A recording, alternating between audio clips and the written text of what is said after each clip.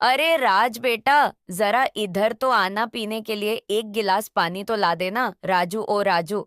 देवकी जी अपने पोते राजू को आवाज लगाती रह गई, लेकिन राजू अपनी दादी माँ की बात को अनसुना करते हुए बाहर खेलने दौड़ गया। देवकी जी ने अपनी बहू को आवाज लगाई, लेकिन दोनों बहू में से किसी एक नहीं भी आना जरूरी नहीं समझा। देवकी जी के पति का देहांत हुए 7 महीने हो चुके थे। पति की मृत्यु के बाद वह अब बिल्कुल अकेले पड़ गई थी। देवकी जी के 2 बेटे और एक बेटी है। बेटी की शादी अच्छे खानदान में करके वह उसके जिम्मेदारी से मुक्त हो चुकी है। दोनों बेटे भी शादीशुदा हैं। बड़े बेटे राजेश की पत्नी रजनी और छोटे बेटे अमन की पत्नी अमृता है। दोनों का एक एक बेटा है। राजेश का बेटा राजू 10 वर्ष का है, जबकि अमन का बेटा सोनू 9 वर्ष का है। दोनों में 1 वर्ष का फर्क था, परंतु दोनों का जन्मदिन एक ही दिन आता था। घर में सभी लोग अपना ख्याल स्वयं रख सकते थे, लेकिन यदि घर में किसी को सहारे की आवश्यकता थी, तो वह थी देवकी जी, जिनकी ढलती उम्र के साथ शरीर की ताकत और हड्डियों में जान कम होती जा रही थी। अपने घर के आंगन में चारपाई पर देवकी जी अकेली बैठी हुई थी और खुद को बहुत लाचार महसूस कर रही थी। बैठे बैठे सो रही थी कि यह तो कुदरत का नियम है कि जैसे जैसे नहीं पीढ़ी के शरीर में ताकत बढ़ती है, वैसे ही पुरानी पीढ़ी कमजोर और लाचार होती जाती है। परंतु नई और पुरानी पीढ़ी के बीच इतनी दूरी आ जाएगी कि ना तो बच्चों को उनका अकेलापन दिखेगा और ना ही उनके आंसू नजर आएंगे। ऐसा तो मैंने सपने में भी नहीं सोचा था। जब 7 महीने पहले उनके पति की मृत्यु हुई थी, तब दोनों बेटे उनकी खूब सेवा कर रहे थे। कुछ दिन बीते थे जब दोनों बेटों ने आकर कहा, माँ, हमारा इन 2 कमरों में कैसे गुजर हो पाएगा? अब बच्चे भी बड़े हो रहे हैं, तो उन्हें भी तो पढ़ाई करने के लिए अलग अलग कमरा चाहिए। पिताजी तो कुछ किए बगैर ही स्वर्ग सिधार गए, अब आप ही कुछ कीजिए, बेटे की है। बात सुनकर देवकी जी कुछ हैरान रह गई और पूछने लगी, लेकिन बेटा, तुम क्या कहना चाहते हो? मैं क्या कर सकती हूँ? मेरे पास तो इतने पैसे भी नहीं है कि मैं मकान पर खर्च कर सकूं। तभी उनका छोटा बेटा बोला, माँ, पिताजी ने सारी जमीन जायदाद आपके ही नाम कर दी थी। आपकी जो गांव वाली जमीन रखी है, उसकी तो आप ही मालिक हैं माँ। आप उस जमीन का आधा हिस्सा बेच दीजिए। उसे बेचकर जो पैसे मिलेंगे, उससे हम ऊपर की 2 मंजिल बनवा लेंगे।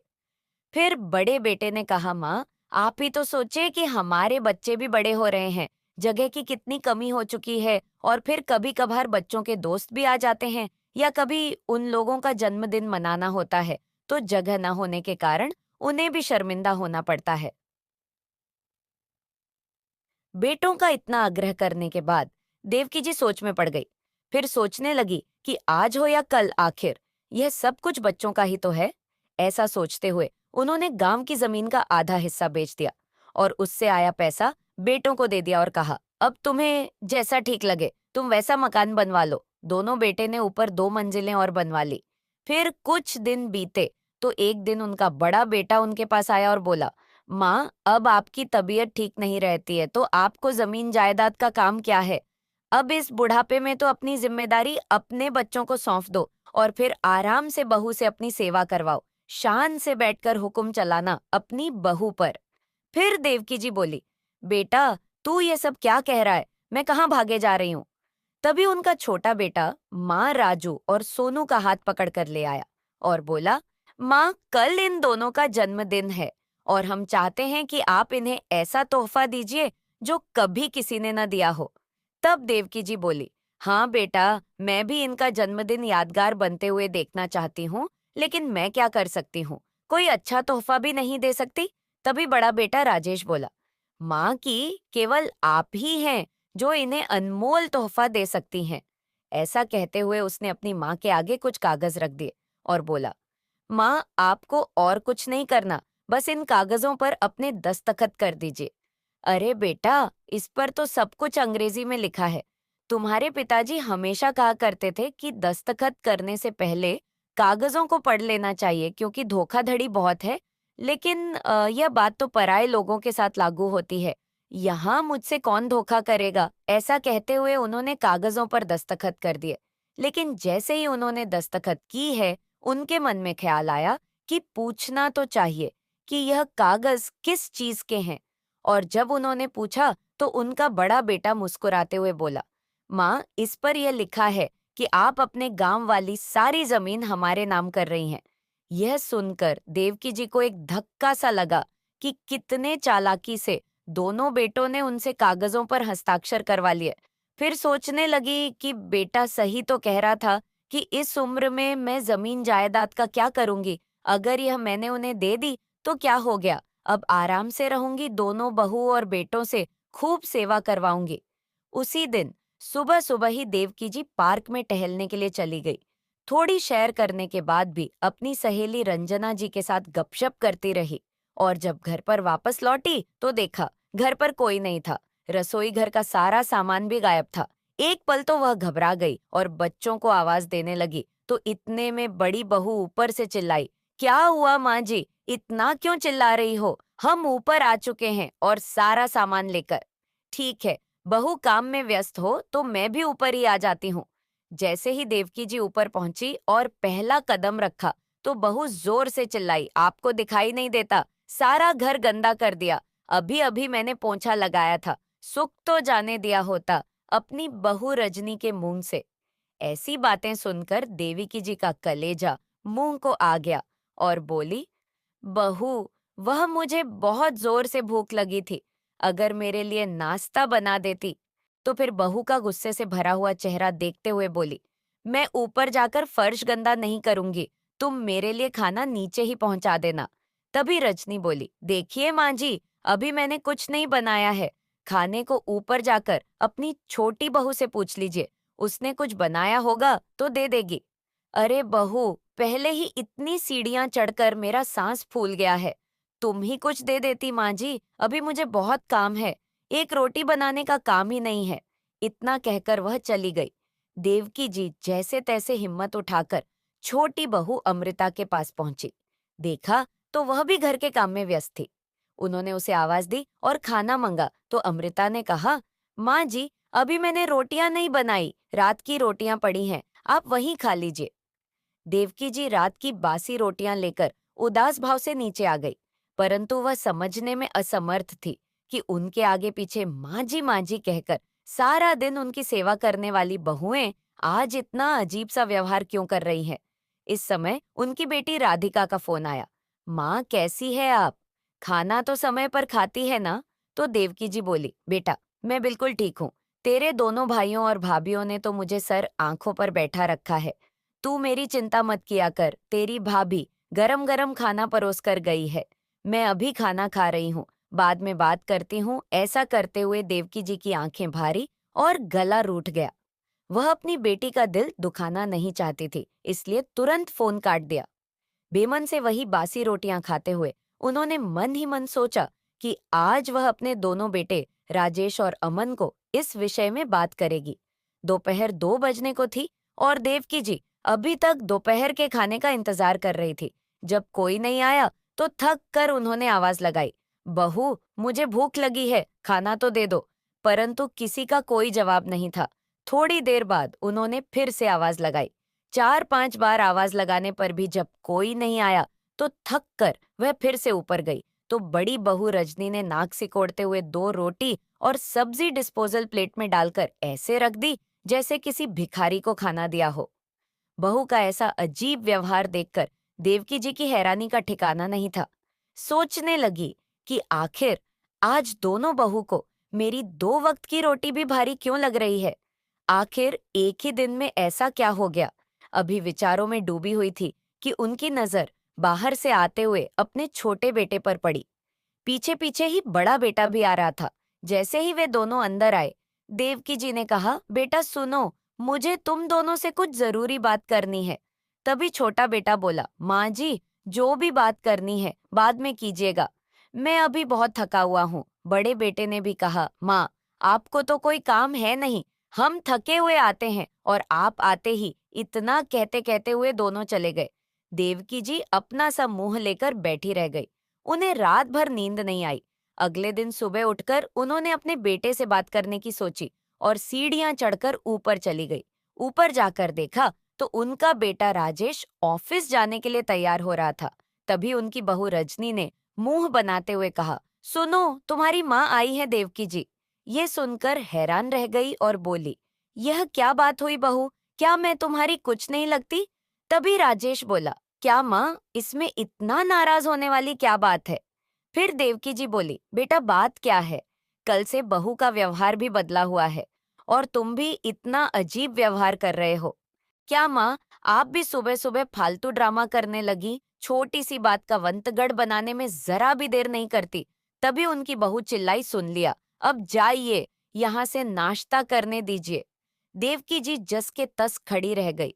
बहू की तेज आवाज सुनकर तो जैसे उनके हाथ पांव सुन पड़ गए थे।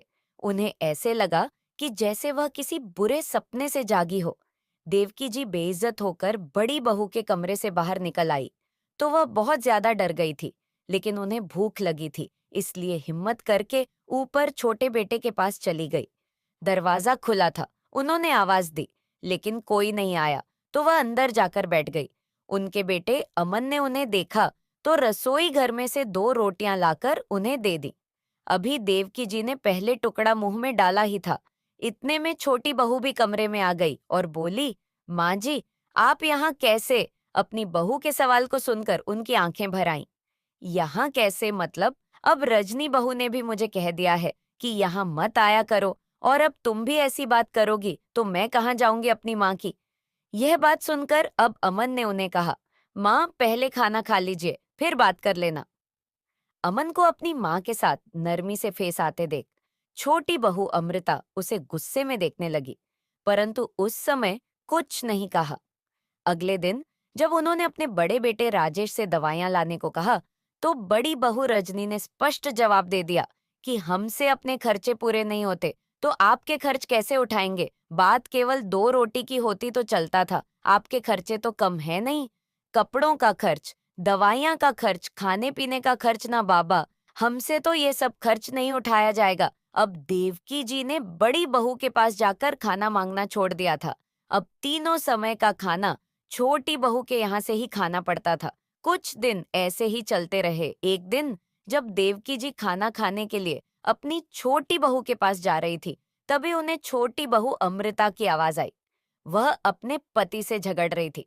कुछ सीखो बड़े भैया और बड़ी भाभी से, उन्होंने तो अपना पल्ला झाड़ दिया और हमारे माथे मार दिया। आपकी माँ को हमारे खर्च पहले ही कुछ कम है क्या? तभी अमन बोला, तुम्हारी बात ठीक, अमृता, जब बड़े भैया अपनी जिम्मेदारी नहीं निभा रहे हैं तो फिर माँ का सारा बोझ हम ही क्यों उठाएं? मैं बड़े भैया से बात करके उन्हें वृद्ध आश्रम भेजने का इंतजाम करवाता हूँ। बेचारी देवकी जी यह सुनकर तो हैरान रह गई और वहीं से वापस नीचे आ गई। अब किसी बेटे बहू के पास दोबारा जाने की उनकी हिम्मत ही नहीं हो रही थी। आज उनके बर्दाश्त की हद खत्म होती जा रही थी, क्योंकि उन्हें खाना खिलाना तो दूर, अब कोई उन्हें इस घर में देखना भी नहीं चाहता था।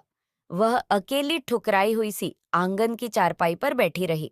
सभी का आंगन में से आना जाना चलता रहा, परंतु किसी के पास इतना समय नहीं था कि अपनी बूढ़ी माँ के पास 2 पल के लिए भी बैठ जाए। जब बेटों और अपनी बहू ने अपनी जिम्मेदारी से पल्ला झाड़ लिया था, तो फिर वह अपने पोतों से क्या उम्मीद करती? आखिर वह भी तो अपने माता पिता के ही नक्शे कदम पर चल रहे थे। इतने बड़े परिवार के होते हुए भी देवकी जी अकेलेपन और भुखमरी की मार झेल रही थी। आज बगैर कुछ खाए पिए वह टहलने के लिए निकल गई, तो उनकी सहेली रंजना जी ने महसूस किया कि वह बहुत गुमसुम सी थी। थोड़ी देर तो उन्होंने सोचा कि वह खुद ही बता दे, कि परंतु जब देवकी जी ने कुछ नहीं बताया तो रंजना जी ने उनके परेशानी का कारण पूछा। तभी देवकी जी आंसुओं से बोली, क्या बताऊं रंजना, जब मैंने बेटी को जन्म दिया था तो हम लोगों को लगा था कि हमारे सिर पर किसी ने बहुत बड़ा बोझ रख दिया हो, क्योंकि हमें उसके लिए दहेज जोड़ना पड़ेगा, पढ़ा लिखा कर दूसरों के घर भेजना पड़ेगा। लेकिन जब मेरे एक के बाद एक 2 बेटे पैदा हुए थे, तब तो मैं फूली न समाती थी और उनके पिताजी का तो सीना गर्व से चौड़ा हो गया था। हमें लगता था कि शायद हमारे पिछले कर्मों का फल है, हमने मोती दान किए होंगे जो इस जन्म में यह कृपा बरस रही है। और मुझे ऐसा महसूस हुआ था कि जैसे मैंने तो गंगा नहा लिया हो, बेटों के साथ तो मेरा बुढ़ापा आराम से कटेगा और वो मेरे बुढ़ापे की लाठी बनेंगे। मैं तो पूरी उम्र इसी खुशी प्रेम में बिता दी कि हम बच्चों के ऊपर जो आज खर्च कर रहे हैं वह हमें बुढ़ापे में सुद समेत वापस कर देंगे। अपनी सारी जमा पूंजी हमने अपने बच्चों को उनके पैरों पर खड़ा करने में लगा दी, यहाँ तक कि अपनी सेहत पर ध्यान भी नहीं दिया। अब पति का साथ भी छूट गया है और दोनों बेटे हैं कि मेरी दवाइयां का खर्च उठाना तो दूर, अब तो उनसे 2 वक्त की रोटी तक नहीं खिलाई जाती अपनी बूढ़ी माँ को। सारी बातें बताते हुए उनकी आंखों से आंसू बह निकले। उनका गला रूंध सा गया। रंजना जी ने उन्हें पानी पिलाया और कहा कि सब ठीक हो जाएगा। फिर देवकी जी बोली, पता नहीं रंजना, इस उम्र में अब और क्या क्या देखना बाकी रह गया है। भूख से तड़पने के बाद भी अब तक मेरे प्राण नहीं निकले हैं। इतना कहते कहते वह फुट फुट कर रोने लगी और वहीं जमीन पर बैठ गई। रंजना जी ने उन्हें हौसला दिया और उन्हें उठाते हुए कुर्सी पर बैठाया और बोली, देखो देवकी, यदि तुम ऐसे ही हार मान जाओगी तो उसके बाद भी तुम्हारे बच्चे तुम्हारे साथ में न जाने क्या क्या करेंगे, लेकिन यदि तुमने हिम्मत दिखाई और गलत के खिलाफ आवाज उठाती हो तो अपना बच्चा हुआ जीवन बहुत अच्छी तरह से बिता सकती हो। अपनी सहेली की यह बात सुनकर देवकी जी सोच में पड़ गई। अब तुम मेरे साथ चलो। रंजना जी देवकी जी को अपने साथ एक ठेले पर लेकर गई, जहां उन्हें भरपेट खाना खिलाया और फिर देवकी घर लौट आई। काफी देर देवकी जी कुछ सोच विचार में पड़ी रही। शाम हो चुकी थी, परंतु देवकी जी को दोपहर का खाना भी नसीब नहीं हुआ। तो फिर खुद हिम्मत करके जो थोड़े बहुत पैसे पड़े थे लेकर पास की किराने की दुकान पर चली गई और ब्रेड का पैकेट खरीद कर लाई। शाम के समय उनकी बेटी राधिका अपने पति के साथ उनसे मिलने के लिए आ पहुंची तो देवकी जी उस समय ब्रेड खा रही थी। अपनी बेटी राधिका को देखते ही उन्होंने ब्रेड का पैकेट छुपा दिया और बोली, अरे बिटिया, तू कब आई?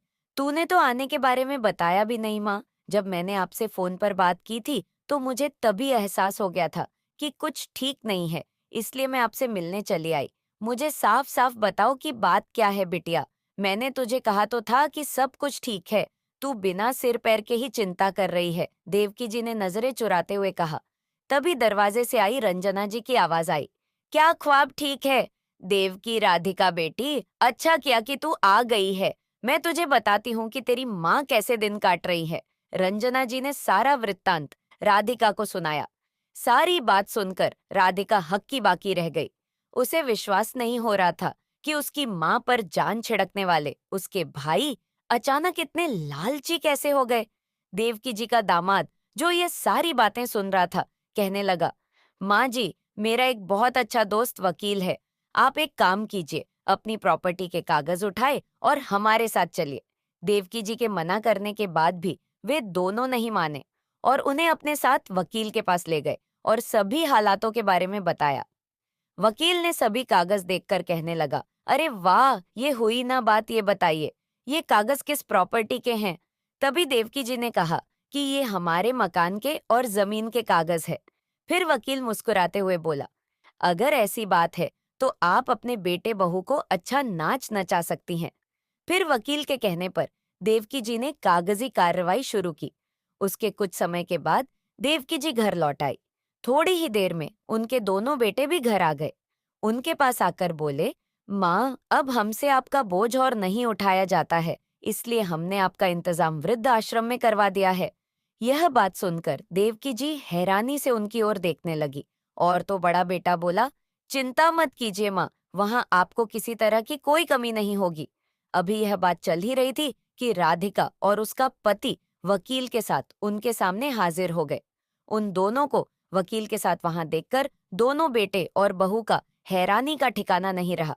बड़ा बेटा बोला, ये सब क्या तमाशा है, तुम लोग यहाँ वकील के साथ?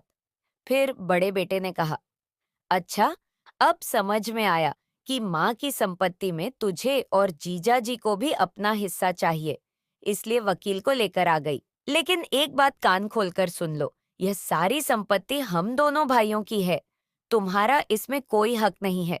यह बात सुनकर राधिका और उसके पति को बहुत गुस्सा आया। तभी राधिका बोली, मुझे माँ की संपत्ति में से एक पैसा भी नहीं चाहिए। मैं तो केवल इतना चाहती हूँ कि मेरी माँ इस बुढ़ापे में सुखपूर्वक अपना जीवन बिताए। अरे, मैं तो माँ को अपने साथ ले जाना चाहती थी, लेकिन माँ ने यह कहकर मना कर दिया कि अपने जीवन का अंतिम समय वह बाबूजी की यादों के साथ इसी घर में रहकर गुजारना चाहती है। फिर देवकी जी ने चेहरे पर गुस्से भरे भाव लाते हुए कहा, अपनी बेटी से ज्यादा मैंने और तुम्हारे पिताजी ने अपने बेटों को प्यार किया, यह सोचकर कि बेटियां तो पराई होती हैं, केवल बेटे ही बुढ़ापे में साथ निभाते हैं। लेकिन आज मुझे महसूस हो रहा है कि हमसे कितनी बड़ी गलती हो गई थी। तुम लोगों ने मेरे पास कोई और चारा भी नहीं छोड़ा था। जब तक जमीन मेरे नाम पर थी, तब तक मेरे आगे पीछे दौड़ते थे, और अब फर्ज निभाने की बात आई तो तुम सभी ने हाथ पीछे खींच लिए। मेरा पैसा, मेरी जमीन तुम सबको चाहिए थी, पर तुम्हारी बूढ़ी माँ उसका क्या। यह मत भूलो कि यह घर आज भी मेरे पति का है और जिस पर सबसे पहला अधिकार मेरा है। तभी बड़े बेटे ने कहा, इस पर अब आपका कोई अधिकार नहीं है। वसीयत बनाते समय ही पिताजी ने यह मकान हमारे नाम कर दिया था। तभी वकील साहब बोले, आपकी बात सही है, लेकिन आपके पिताजी ने मरने से पहले यह घर और जमीन अपनी पत्नी देवकी जी के नाम पर कर दिया था, और साथ में यह भी लिखवाया था कि अब उनकी पत्नी के जीते जी सारी प्रॉपर्टी की मालकिन वही रहेगी। शायद आप लोगों के पिताजी को यह बात का एहसास पहले ही हो चुका था कि आप अपनी माँ के साथ कितनी घटिया हरकतें कर सकते हैं। इसीलिए उन्होंने अपनी पत्नी की सुरक्षा के लिए अपनी मृत्यु से पहले ही अपनी वसीयत में बदलाव करवा दिए थे। उनकी मृत्यु की जो तिथि आपने बताई है, उसे ठीक 1 हफ्ते पहले ही वसीयत बदलवा दी गई थी। आज की तारीख में यह घर और आपके पिताजी के गांव की जमीन देवकी जी की है। वह जैसे चाहे उनका इस्तेमाल कर सकती है, कोई उनसे कुछ नहीं कह सकता। यह सुनकर तो दोनों बेटों की जैसे जान ही निकलने लगी थी। वह कभी वकील को देखते तो कभी अपनी माँ को। इस घटना के बाद देवकी जी, जो आज तक सब कुछ चाहन करती आई थी, चुपचाप रहने वाली एक सीधी सी महिला नहीं रही। अपने अधिकार के लिए लड़ना उन्हें आ गया था, और अपने औलादों को सबक सिखाने के लिए उन्होंने अपने दोनों बेटे बहू को फरमाना सुना दिया कि वे जल्द से जल्द मकान को खाली कर दे। इतनी बात सुनते ही बड़ा बेटा राजेश अपनी माँ के पैरों में गिर गया। माँ, मुझसे बहुत बड़ी गलती हो गई, मुझे माफ कर दो। इस समय छोटा बेटा बोला, माँ, मुझे तो बड़े भैया ने उल्टी पट्टी पढ़ाई थी, नहीं तो आप जानती ही हैं, मैं ऐसा करने के बारे में कभी सोच भी नहीं सकता था। फिर देवकी जी बोली, तुमने इतना तक नहीं सोचा कि इस उम्र में माँ कहाँ जाएगी, कैसे रहेगी, फिर मैं तुम्हारे बारे में क्यों सोचूं। लेकिन मैं अपने दोनों पोतों को दर दर की ठोकरें खाने के लिए नहीं छोड़ सकती। इसलिए तुम लोग इस घर में रहना चाहते हो तो तुम्हें सबसे पहले ऊपर मंजिल पर रहना होगा। अब देवकी जी ने अपनी गलती सुधारते हुए एक और कदम उठाया। उन्होंने वसीयत में बदलाव करवाया कि उनकी मृत्यु के बाद उनके गांव की जमीन पर सिर्फ उनकी बेटी का हक होगा। अपनी सहेली की मदद से उन्होंने अपने मकान के बीच वाली मंजिल किराए पर चढ़ा दी और सबसे नीचे वह रहने लगी। राधिका ने उनके लिए खाना बनाने, साफ सफाई करने और कपड़े धोने के लिए एक मेड भी लगवा दी। अब देवकी जी को अच्छा खाना नसीब होने लगा था। अपनी सासू माँ का यह बदला हुआ रूप देखकर दोनों बहुएं दंग रह गई थी। हैरान तो दोनों बेटे भी थे, और दिल के किसी कोने में उन्हें एहसास था कि उनसे बहुत बड़ी गलती हो चुकी है, जिसका खामियाजा उन्हें भुगतना पड़ रहा है।